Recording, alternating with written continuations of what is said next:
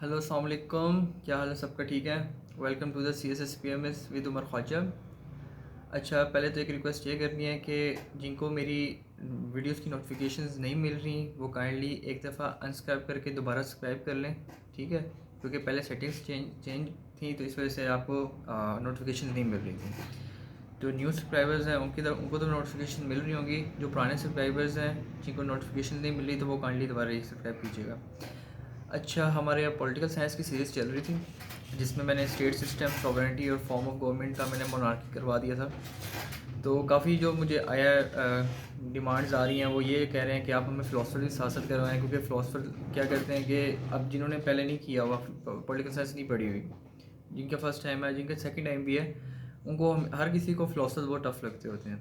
तो अब जिस अकेडमी भी जाएंगे या जहाँ पे भी आएंगे तो 90% ये है कि सबसे पहले कॉन्सेप्ट सारे पढ़ाए जाते हैं, स्टेट सिस्टम वगैरह। तो फिर मेरा दिल है कि मैं साथ साथ फ़िलासफ़र भी शुरू करवा दूँ। तो आज हम पहला फ़िलासफ़र प्लेटो का कवर करवाता हूँ मैं आपको। तो वीडियो एंड तक देखिएगा और सब्सक्राइब भी कर लें ताकि मेरी ज़्यादा से ज़्यादा वीडियोज़ आपको मिलें, ज़्यादा से ज़्यादा वीडियोज़ मैं खुद बना सकूँ। सो प्लेटो। अच्छा, पेपर में मतलब अगर मैं पॉलिटिकल साइंस का हूँ ना स्टूडेंट, तो मेरी बेस्ट जो होगी ना विश के पेपर में सबसे पहले और कोई आए ना आए, प्लेटो लाजमी आए क्वेश्चन, ठीक है। सब ज़्यादा प्लेटो सबसे पहला क्वेश्चन है और सबसे एक तो बड़ा भी क्वेश्चन है क्योंकि उसकी 2-3 फिलोसफीज़ हैं, लेकिन सबसे मज़े का और सबसे आसान होता है, ठीक है। और इस पर बंदा बहुत ज़्यादा लिख भी सकता है, ठीक है। अब आपने क्या करना है, हम अगर आप मेरी पाक स्टडी की वीडियो देख रहे हैं तो उस पर जो मैंने ऑर्डर लगवाया हुआ था, जो मैंने ऑर्डर चलाया हुआ है वही ऑर्डर चलेगा फ़िलासफ़र्स के लिए, रिफॉर्मर्स के लिए, कि सबसे पहले क्या करना है।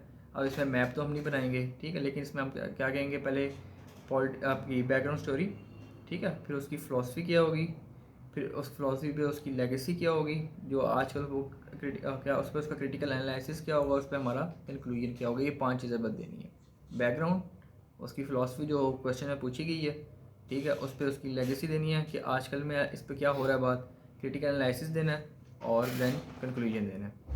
तो फिलोसोफर प्लेटो प्लेटो और हाँ, सबसे पहले आपने टाइमलाइन देना है, ठीक है।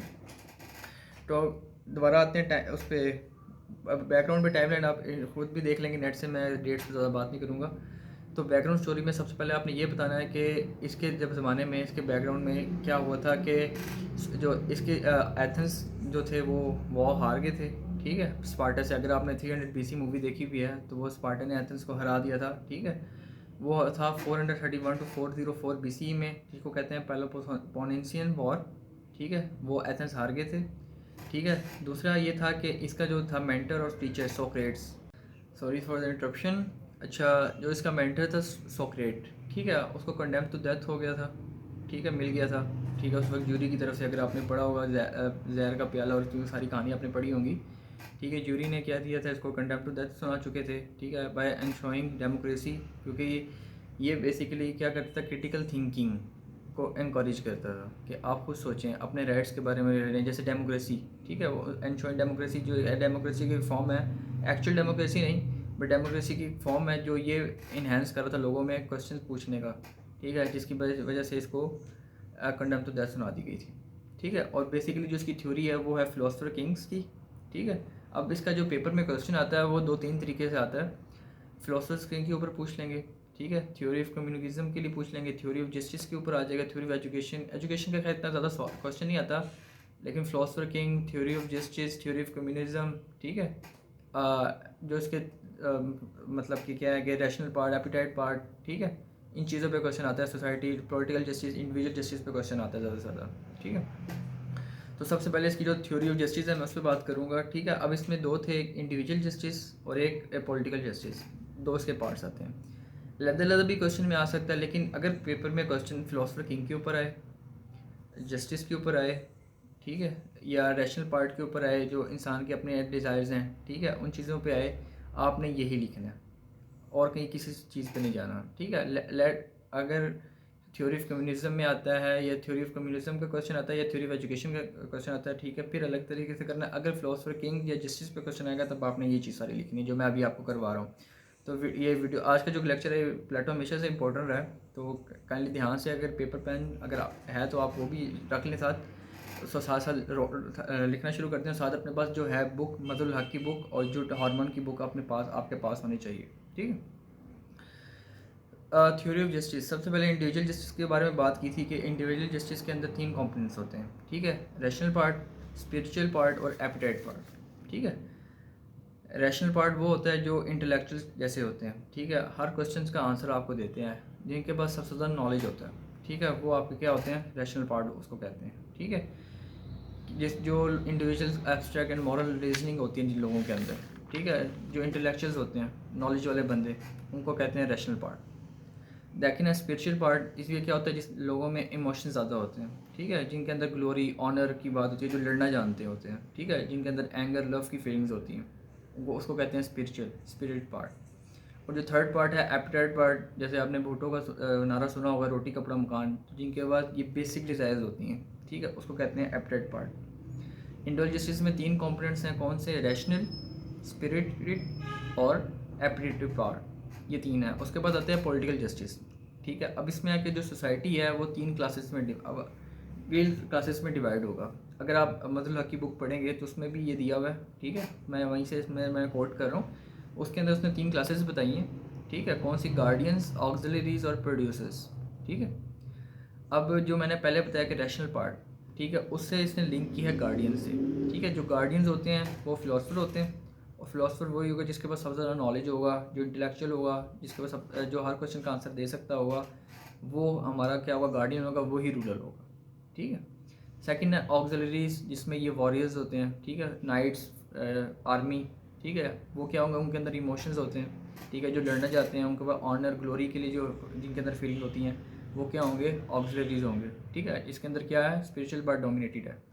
गार्डियंस में रैशनल पार्ट डोमिनेटेड था, ऑक्सिलरीज में स्पिरिटेड पार्ट और प्रोड्यूसर्स में एपरेटिव पार्ट, रोटी कपड़ा मकान। ये क्या होगा, फार्मर्स होते हैं, ठीक है, आर्टिसन होते हैं, जो प्रोड्यूसर होते हैं, ये फसल वगैरह उगाते हैं। देखिए, अगर आपने मेरा स्टेट सिस्टम का देखा हुआ है, काइंडली वो देख लें, उसमें मैंने आपको बताया था कि क्या होते हैं फिजेंट्स, क्या कहते हैं, फूड एंड सर्विसेज देते हैं किनको, नाइट्स आगे सिक्योरिटी देते थे इंटेलेक्चुअल नॉवेल्स को, और नॉवेल्स आगे मनी और आर्मी देती थी किंग को, ठीक है। तो इसलिए प्रोड्यूसर्स, फीजेंट्स कह लें, सर्फ कह लें, प्रोड्यूसर ये क्या होते हैं, ग्रोइंग होती है, ठीक है, ये सर्विसेज और आपको फूड्स देते हैं, ठीक है, ये प्रोड्यूस करते हैं, इसको क्या प्रोड्यूसर्स कहते हैं।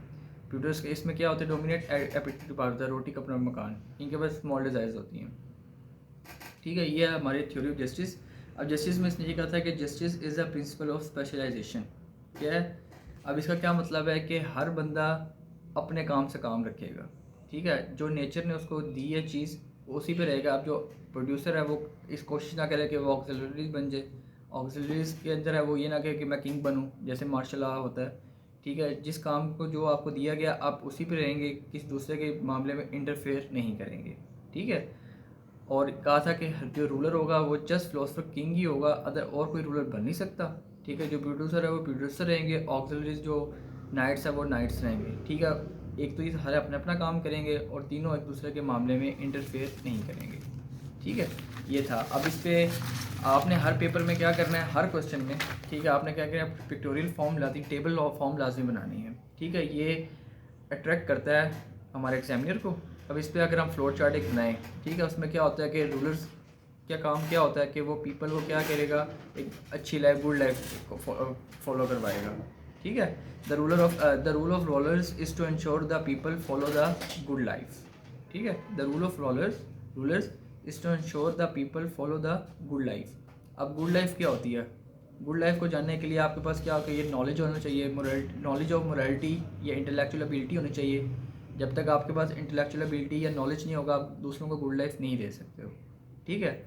और ये नॉलेज और इंटेलेक्चुअल प्रॉपर्टी किसके अंदर होती है, मैंने अभी आपको बताया कि नॉलेज इंटेलेक्चुअल्स कौन होंगे, फिलोसफर किंग्स, ठीक है। और फिर उन फिलोसफर्स के बाद क्या होगी, पॉलिटिकल पावर होगी, ठीक है। और पॉलिटिकल पावर के बाद क्या होगा कि until philosopher are kings the cities will never have rest against their from their voices, ठीक है। उसकी बुक थी रिपब्लिक, उसमें इसने एक कोटेशन दिया है कि until philosopher are kings people will never have rest from their voices, ठीक है।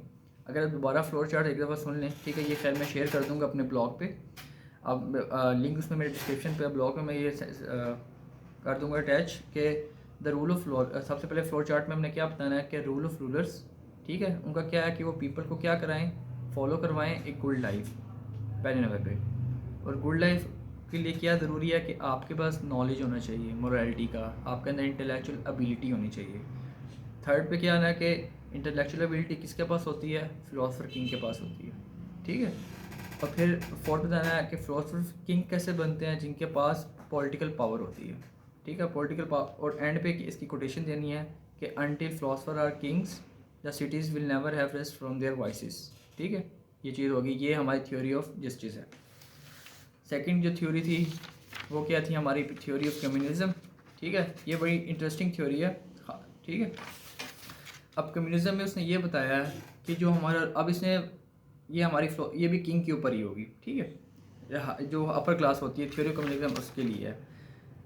हम जब कार्ल मार्क्स पढ़ेंगे उसमें भी उसने थ्योरी ऑफ कम्युनिज्म दी है और इसने भी थ्योरी ऑफ कम्युनिज्म दी है, ठीक है। इन दोनों में बेसिक डिफरेंस क्या है, वो जो कार्ल मार्क्स ने थ्योरी ऑफ कम्युनिज्म दी है वो फॉर ऑल है, जैसे आप आगे पढ़ेंगे, ठीक है। जो कैपिटलिस्ट और कम्युनिस्ट ब्लॉक था, ठीक है, वो वाली कम्युनिज्म कार्ल मार्क्स ने दी थी सबसे पहले।